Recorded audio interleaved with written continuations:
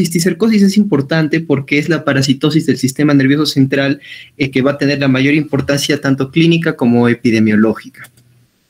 En este caso, si hablamos del ciclo biológico, el agente etiológico de la neurocisticercosis va a ser la Taenia solium. La Taenia solium normalmente produce una enfermedad llamada teniasis y ocurre cuando el ser humano se va a infectar con los cisticercos del cerdo y luego va a desarrollar la forma adulta de la tenia. En este caso, cuando el ser humano desarrolla la forma adulta de la tenia, se conoce como teniasis. Sin embargo, el ser humano va a eliminar en las heces los huevos fecundados de tenia, y cuando el ser humano va a ingerir estas heces, estos huevos, por lo tanto, claro, la transmisión va a ser de tipo fecal oral para la neurocisticercosis. Entonces, cuando se ingieren estos huevos, entonces va a llegar el embrión, el huevo embrionado va a llegar al sistema digestivo, y luego la oncósfera va a penetrar el intestino y va a irse a través de vía hematológica o vía muscular hacia otros órganos, ¿no? Y al llegar a otros órganos, el cisticerco va a transformarse en un quiste larvado, ¿no? Y este quiste larvado principalmente lo vamos a encontrar en lo que viene a ser el cerebro, los ojos o los músculos, pero puede encontrarse en otros órganos.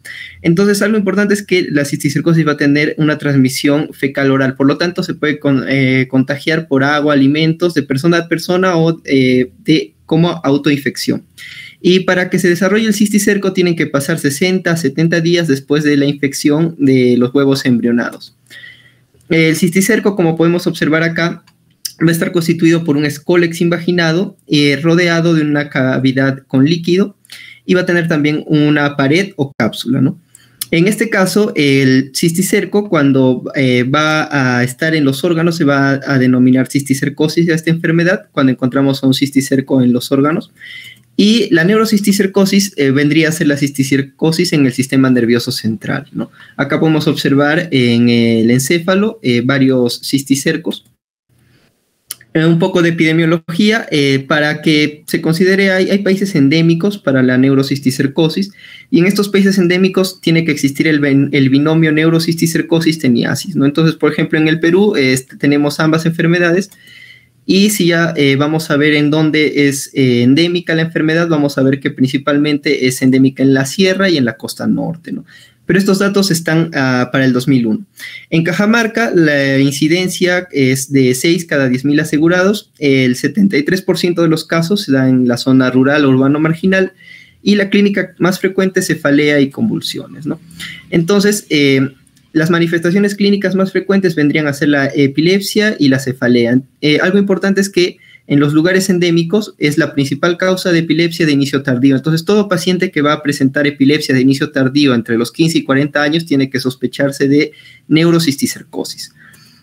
En cuanto al diagnóstico, el diagnóstico de neurocisticercosis, vamos a ver ya en unas diapositivas a continuación que existe un algoritmo diagnóstico y unos criterios diagnósticos. Sin embargo, algo principal para ir ya entrando en esto es que el diagnóstico se va a realizar basado tanto en imágenes como en serología, ¿no?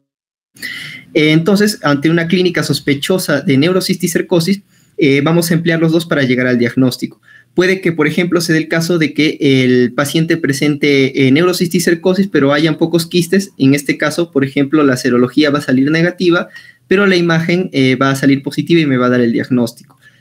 Puede que haya un caso donde, por ejemplo, la imagen no es concluyente, y si yo le hago un estudio de serología al paciente, entonces esto me puede dar el diagnóstico.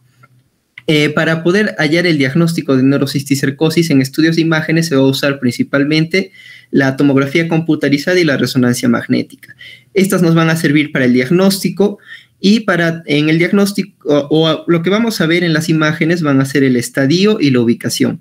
En este caso, al conocer tanto el estadio como la ubicación, nos va a permitir también a plantear un tratamiento, el pronóstico, y también evaluar la eficacia del tratamiento. En los estudios, como mencioné, la tomografía y la resonancia. La tomografía clásicamente se dice que es mejor para ver calcificaciones. Sin embargo, actualmente se habla de que en las múltiples secuencias de la resonancia estarían casi en las mismas condiciones. Si hablamos de la tomografía, el diagnóstico va a mejorarse mucho cuando se aplica contraste. En el caso de la resonancia, al compararla con la tomo, la resonancia va a tener una mayor sensibilidad. Y las más usadas van a ser la T1 y la T2. También vamos a usar la FLAIR, que es la mejor para ver el Scolex. Y el contraste va a mejorar el diagnóstico porque nos va a permitir distinguir entre la forma coloidal y la forma vesicular granulomatosa, ¿no? Vamos a ver que existen 4 formas, todavía acá no está, pero entonces, como decía, la tomografía estaría acá, la T1, la T2 y la FLAIR. Para poder ubicarnos un poco en las imágenes, si, por ejemplo, el cráneo es de color blanco, todo sería una tomo, ¿no? Luego, si es que no es de color blanco todo, como podemos ver en las imágenes que están en la parte inferior, entonces estamos hablando de una resonancia. Ahora, si el líquido cefalorraquídeo es blanco, estaría T2, y si es negro, T1 o FLAIR, ¿no? Esto sería para poder distinguir las imágenes, más o menos. Entonces, dentro de los hallazgos radiológicos, como lo mencionaba, vamos a ver tanto la ubicación como el estadio evolutivo. En el caso, por ejemplo, acá he puesto los 4 estadios, existen 4 estadios. Algo principal acá es que el Scolex, que sería, por ejemplo, acá este nódulo que es hiperdenso, o acá también se puede observar. Entonces, el Scolex, que por ejemplo también se observa acá, es patognómico de la neurocisticercosis, ¿no? Como ya vamos a ver. En cuanto a la ubicación va a servir para dar el pronóstico porque va a existir, clásicamente existe la parenquimatosa y la extraparenquimatosa. En el CDC de Estados Unidos también reconoce la clasificación racemosa, pero clásicamente son estas dos, ¿no? Parenquimatosa entonces tiene que ver con el tejido cerebral y en algunas series de casos es la más común y generalmente estos van a ser de tamaño pequeño. Y la extraparenquimatosa va a estar en otras ubicaciones, ¿no? Puede ser subagranoidea, meningia, interventricular. Acá podemos observar algunas de las ubicaciones en las que podemos encontrar. Por ejemplo, acá podemos observar un quiste orbital, ¿no? Acá lo podemos observar. Acá estaría espinal, en este caso intraventricular, en este caso es parenquimal, y acá estaría subaracnoidea, ¿no? Hablando ya del estadio evolutivo, entonces, esto difiere un poco entre autores porque algunos consideran solo estos 4 estadios y algunos consideran este quinto, ¿no? Que es el estadio no quístico. Sin embargo, en este estadio no quístico no se presenta ninguna clínica y es un hallazgo incidental en imágenes y solo vamos a observar edema. Entonces, no sería tan importante a diferencia de los otros estadios, ¿no? Entonces, en estadios vamos a hablar del estadio vesicular, el vesicular coloidal, el nodular granulomatoso y el nodular calcificado. Algo importante es que las imágenes nos van a permitir distinguir entre estos estadios para ver si es que el quiste es viable o ya no es viable, ¿no? En este caso, en el estadio vesicular es viable, en el estadio vesicular coloidal está en degeneración, pero todavía lo podemos considerar viable. En el nodular granulomatoso ya no es viable y en el calcificado, bueno, tampoco ya no es viable porque ya está calcificado, ¿no? En este caso, por ejemplo, algo importante para el tratamiento va a ser distinguir si es que el quiste todavía es viable o si ya no es viable, porque si es viable, el tratamiento va a ser diferente. Entonces ya hablando acerca de los estadios, de forma particular vamos a empezar con el estadio vesicular. En este caso el parásito va a encontrarse vivo y la membrana se va a encontrar intacta. En este caso, como la membrana esté intacta, no la vamos a observar, por ejemplo, en la tomo, ¿no? Porque es una membrana fina. Tampoco no hay reacción inflamatoria y no produce efecto de masa. En este caso vamos a observar un quiste redondeado, como mencioné, la cápsula es fina, y en inglés se menciona el dot sign o el cyst and dot, que sería el signo del punto o el signo del quiste y punto, que se refiere a que vamos a ver un quiste, ¿no? Una lesión, en este caso hipodensa, redondeada, pequeña, y va a tener también de forma excéntrica un nódulo, ¿no? En este caso, por ejemplo, en el estadio vesicular, esto que vamos a observar hipodenso va a ser líquido, y este líquido va a tener la misma densidad que lo que viene a ser el líquido cefalorraquídeo. Y la parte del nódulo que corresponde al escólex. Entonces, este nódulo va a ser el escólex del parásito, como ya lo mencioné al inicio, va a estar invaginado, no el escólex, y lo vamos a observar así, como un nódulo excéntrico. Va a tener la misma densidad que el parénquima, como lo podemos observar. Entonces, este sería el estadio vesicular. Vamos a observar también que no hay edema, como se puede observar. Y algo importante antes de continuar es que estos estadios o esta clasificación de los estadios no es definitiva. Entonces, puede variar interobservador, ¿no? Entonces, algo que nos va a ayudar mucho para distinguir esto va a ser el contraste, ¿no? Entonces, vamos a observar que esta lesión no realza y no presenta edema. Acá podemos observar la anterior, esta de acá es un tomo. Acá vamos a observar una resonancia en T1 y acá en T2, ¿no? Este es el mismo paciente. En este caso, como lo mencioné, el líquido que vamos a observar va a tener la misma intensidad, porque estamos hablando de una reso, va a tener la misma intensidad que el líquido cefalorraquídeo, ¿no? En T2 es hiperintenso y en T1 es hipointenso. También observamos el signo del punto, donde vamos a observar el nódulo también, que va a tener una intensidad similar al parénquima, como podemos observar en ambas imágenes. No se observa edema, sin embargo, acá es un poco más sensible al identificar la cápsula, ¿no? Sobre todo en T2 se va a ver la cápsula hipointensa, ¿no? Acá observamos otro paciente en T1 que va a tener múltiples quistes en estadio vesicular. Este es un caso interesante porque el paciente acude con hidrocefalia a la consulta y no presenta en este caso clínica de convulsiones, que como mencioné es la más común en esta enfermedad junto con la cefalea. Sin embargo, se le realiza un tomo y se va a observar que en T2 encontramos esta lesión, ¿no? Entonces, esta lesión sería una lesión quística. Como podemos observar, está el signo del punto con el escólex que estaría aquí. Y vamos a observar que el líquido que presenta este quiste va a tener la misma densidad que el líquido cefalorraquídeo, no va a ser hiperintenso, ¿no? Que acá se logra distinguir muy bien. Bueno, y en este caso, entonces, vamos a ver que este quiste está en una localización que está obstruyendo el acueducto de Silvio y por lo tanto está produciendo esta clínica de hidrocefalia, ¿no?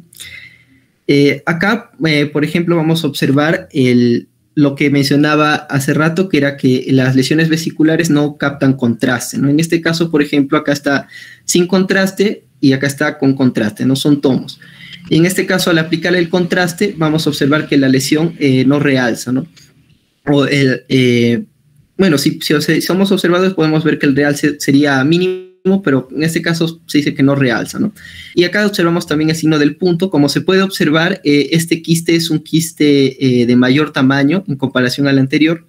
Y como lo mencionaba, el líquido que encontramos es igual que el líquido cefalorraquídeo. En este caso es hipodenso y acá estaría hiperintenso en T2. Luego vamos a hablar del estadio vesicular coloidal, ¿no? Que sería el que viene después del estadio vesicular. En este estadio ya han pasado 4 o 5 años y en este periodo es cuando el parásito muere. Como el parásito muere, la membrana que va a estar rodeando al parásito va a hacerse permeable, se va a degenerar. Y en este caso, cuando se degenera esta membrana va a producir una reacción inflamatoria. Y por lo tanto, esta inflamación va a producir la clínica que es la más común de epilepsia, ¿no? Por lo tanto, esta es la etapa más sintomática de la enfermedad. En este caso vamos a observar que como hay una reacción inflamatoria, la pared se va a engrosar y el quiste también se va a engrosar. Y en este caso vamos a hablar de una apariencia de anillo. Igual vamos a encontrar aún el signo del punto y vamos a observar que en este caso el líquido ya empieza a hacerse un poco turbio, ¿no? También observamos que hay un realce anular, por eso es importante el contraste, porque a diferencia del estadio vesicular, acá sí va a haber un contraste, sobre todo el realce anular que se puede observar acá. Como podemos ver, acá está sin contraste y acá está con contraste, ¿no? Ambas son tomos. Cuando se le aplica el contraste, se puede ver que está realzando toda la parte periférica y eso es lo que llamamos un realce anular. Acá de la misma forma. No tenemos la T1 sin contraste, pero en la T1 con contraste observamos que hay un realce anular también, ¿no? Entonces, eso nos indicaría que está en un estadio vesicular coloidal. También vamos a observar edema, que es lo que se puede observar acá, que está rodeando al quiste. Acá también se observa edema, acá también edema. Acá también se observa el edema. Y en este caso va a ser mucho más evidente que en la parte anterior que la cápsula es hipointensa en T2, ¿no? Como podemos observar, esta es una T2 y acá estaría la cápsula que va a ser hipointensa.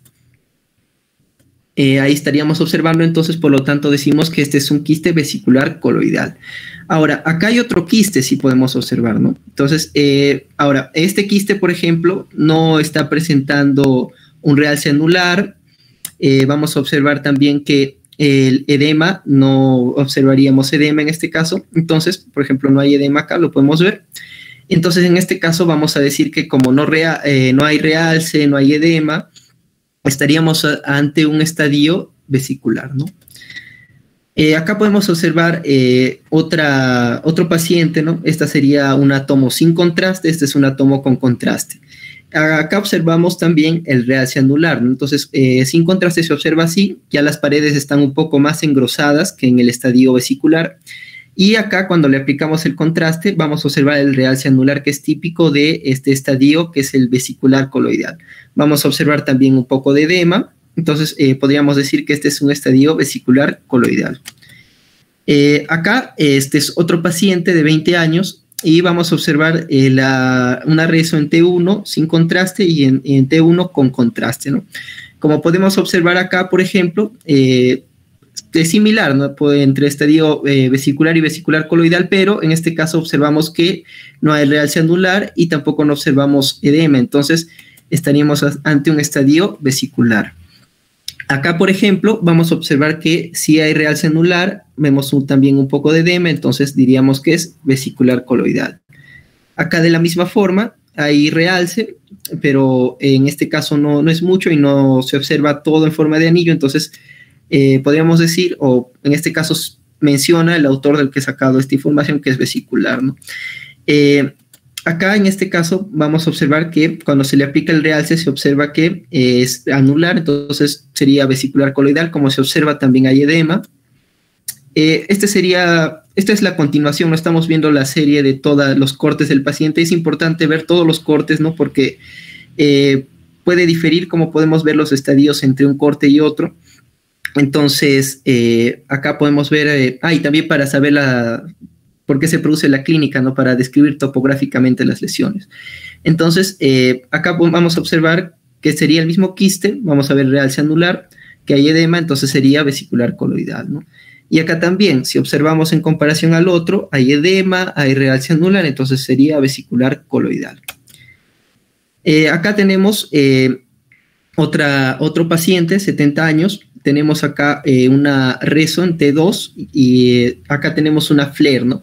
La FLAIR es una secuencia que va a anular el líquido, entonces como podemos observar acá, el líquido se observa hipointenso, negro. Esto es porque está anulado. Y en este caso, por ejemplo, acá podemos observar en esta parte, estamos observando un quiste y acá observamos que el líquido es igual al líquido cefalorraquídeo y acá también, entonces observamos el signo del punto, no observamos edema, entonces este sería un vesicular, ¿no? Ahora, en este caso, por ejemplo, este quiste, vamos a observar que hay edema, vamos a observar la pared hipointensa, que es notoria, y en el caso de la FLAIR vamos a observar también que hay edema, y por lo tanto decimos que es un vesicular coloidal. Luego pasamos al estadio nodular granulomatoso. Habíamos visto en el nodular coloidal que ya empezaba a degenerarse, pero en este caso ya el quiste o el parásito ya no sería viable, entonces va a empezar el líquido a absorberse, el quiste se va a hacer más pequeño y el paciente empieza a mejorar, ¿no? En este caso vamos a observar que el quiste tiene menos tamaño, que el líquido, su intensidad o su densidad va a ser igual al parénquima, el escólex se va a encontrar calcificado, en este caso va a haber un realce, pero este realce es un realce nodular, perdón, no como el otro que era anular, este es nodular, y vamos a ver también que el edema va a ir disminuyendo, ¿no? Entonces acá podemos observar, por ejemplo, estos serían dos cortes a diferente altura del mismo paciente, ¿no? Una es una T1 y la otra es una FLAIR, ¿no? Ambas son resonancias. Entonces, por ejemplo, acá vamos a observar que tiene este realce. En este caso es un realce anular, pero el quiste es muy pequeño, no hay edema, no se ve el escólex. Entonces podríamos decir que en este caso estaríamos ante un estadio nodular granulomatoso. Acá, por ejemplo, también vamos a observar que este está con contraste, es un realce nodular. Si observamos en la FLAIR hay un poco de edema, entonces vamos a decir que es un nodular granulomatoso. Luego, estamos observando acá, por ejemplo, este es otro paciente donde hay varias lesiones, pero nos vamos a enfocar en esta lesión de acá, ¿no? Entonces, como podemos observar, el Scolex, en este caso es una tomo, entonces observamos, por ejemplo, que el Scolex ya está calcificado, ¿no? Es hiperdenso. Y vamos a observar que el líquido tiene una densidad similar al parénquima. Cuando se le aplica el contraste, no observamos el realce anular y vamos a observar también que hay un poco de edema. Entonces, este sería un estadio nodular granulomatoso. Acá vamos a observar a otro paciente. En este caso, en T1 se observa que la lesión es hipointensa, ¿no? Entonces, esto nos indica que ya está iniciando la calcificación. En el contexto de que hay otros cisticercos también, ¿no? Hay otros quistes, esto nos va a indicar que es un nodular granulomatoso. Y si observamos en T2, vamos a observar que hay un nódulo, que es un nódulo hipointenso, entonces esto nos sugiere que sería el Scolex calcificado, y lo que está rodeándolo sería el líquido, ¿no? Entonces esto también nos sugiere, como no hay mucho edema tampoco, entonces nos sugiere que sería un nodular granulomatoso. Luego pasamos al estadio nodular calcificado. Entonces vimos que en el anterior empieza a calcificarse el Scolex y acá ya estaría calcificado todo el quiste y vamos a ver que se encuentra un remanente calcificado que es inactivo. Sin embargo, este puede ser un foco de epilepsia, por eso estos pacientes pueden presentar una epilepsia para toda la vida, ¿no? Y acá vamos a observar simplemente un nódulo calcificado que cuando le aplicamos el contraste puede realzar, ¿no? Entonces, por ejemplo, este es un paciente que acudió con hemiparesia y afasia y es una tomografía, ¿no? Claro. Y se le tomó una serología y fue positiva, ¿no? Porque tenía un antecedente de haber viajado. Entonces, se le sacó la tomo y se observan estas lesiones, que son lesiones nodulares, que están calcificadas. Entonces, con el antecedente podemos decir que estos son un estadio nodular calcificado de neurocisticercosis, ¿no? Acá observamos al mismo paciente a diferentes alturas, podemos observar varios nódulos, ¿no? Y acá, por ejemplo, vamos a observar lo que decía, que algunos de estas lesiones pueden realzar con el contraste, ¿no? Entonces, acá estamos observando a otro paciente. Este va a tener, en este caso, sin contraste y este es con contraste, no es una tomo. Y vamos a observar que esta lesión capta contraste. Entonces, como está captando contraste, igual va a ser un estadio nodular calcificado, pero esta captación de contraste se relaciona a que persistentemente vamos a encontrar que este paciente puede presentar epilepsia para toda la vida, ¿no? Acá observamos, por ejemplo, una reso en T2 y vamos a ver que hay lesiones focales hipointensas, que si la correlacionamos con la clínica, entonces, como están calcificadas, nos puede dar el diagnóstico de neurocisticercosis, ¿no? Bueno, acá sería un resumen de las etapas. Acá, por ejemplo, vamos a observar que hay pacientes que, como lo mencioné, pueden presentar múltiples estadios. En este caso, este es un paciente que había vivido en Zambia por 10 años, ¿no? Y regresa y presenta súbitamente una clínica de convulsiones, vómitos, cefalea, y tiene también dificultad para expresar palabras, ¿no? Entonces, si nosotros observamos esta tomo, que sin contraste, vamos a encontrar primero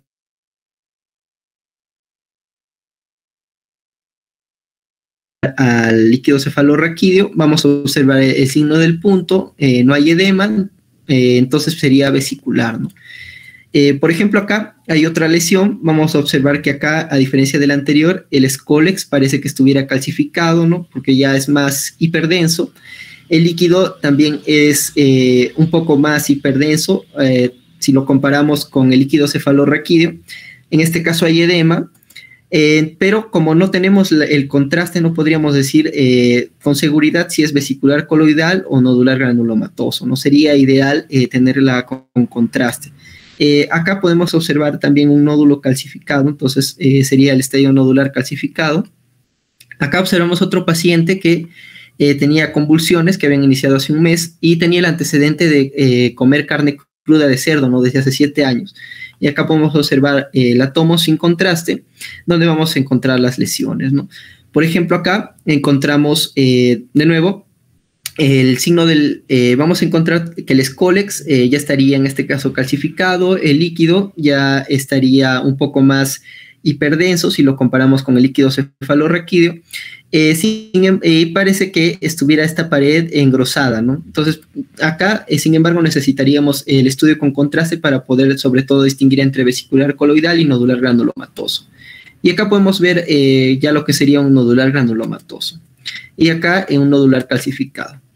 Lo que hablaba de los criterios diagnósticos, entonces las imágenes son importantes porque justamente es un criterio absoluto para dar el diagnóstico de neurocisticercosis, ver lesiones con el Scolex, ¿no? Que el Scolex ya vimos cuál era y ya sabemos cómo identificarlo. También hay criterios mayores que usan imágenes y también criterios menores que usan imágenes. Si hablamos del diagnóstico diferencial, este diagnóstico diferencial va a hacerse principalmente con absceso cerebral piógeno, tuberculoma y neoplasias, ¿no? Neurosífilis, toxoplasmosis también. En este caso, por ejemplo, vamos a observar una lesión que va a tener paredes gruesas, ¿no? Esta es una reso en T1 sin contraste, esta es con contraste, acá en T2 y una flare. Entonces vamos a observar que hay edema, vamos a observar paredes gruesas, vamos a observar que dentro de esta lesión que tiene unas paredes gruesas hay una zona que es hipointensa. Sin embargo, como vemos acá, esto no se parece a lo que hemos visto anteriormente, ¿no? Entonces, por lo tanto, acá el diagnóstico no se podía realizar de forma definitiva por imágenes, porque podría ser también un tuberculoma, una neoplasia o un absceso. En este caso, como no se pudo llegar a un diagnóstico a través de esto, se realizó una biopsia y la biopsia determinó que era un cisticerco racemoso, ¿no? En cuanto al tratamiento, el tratamiento de las convulsiones siempre va a estar ahí y también la terapia antihelmíntica. Y por eso son importantes las imágenes, porque nosotros vamos a dar terapia antihelmíntica solamente en los estadios vesicular y vesicular coloidal, ¿no? En cambio, en los otros estadios ya no vamos a dar una terapia antihelmíntica porque ya no son viables los cisticercos, ¿no? Y bueno, como está acá, si el cisticerco está calcificado, ya no hay la terapia antihelmíntica, pero aún puede ser un foco de convulsiones, por lo que puede persistir la terapia antiepiléptica, ¿no? Bueno, ya para ir finalizando, acá podemos observar que también sirve para evaluar la respuesta a la terapia antihelmíntica. El seguimiento que se propone según las guías es cada 6 meses a través de una reso. Entonces acá podemos observar, esta es en T1, esta es en T2, es inicial, y acá T1 y T2 después del tratamiento, luego de 6 meses, ¿no? Que el tratamiento es principalmente con albendazol, que disminuye las convulsiones. Entonces vamos a observar que si nosotros identificamos este quiste, sería un quiste vesicular nodular, y en la segunda parte ya sería un estadio nodular granulomatoso, ¿no? Podemos observar que acá el Scolex ya está calcificado, ya no hay edema, o no hay mucho edema, en diferencia a este, que sí había mucho edema, que había una cantidad de líquido mucho mayor, ¿no?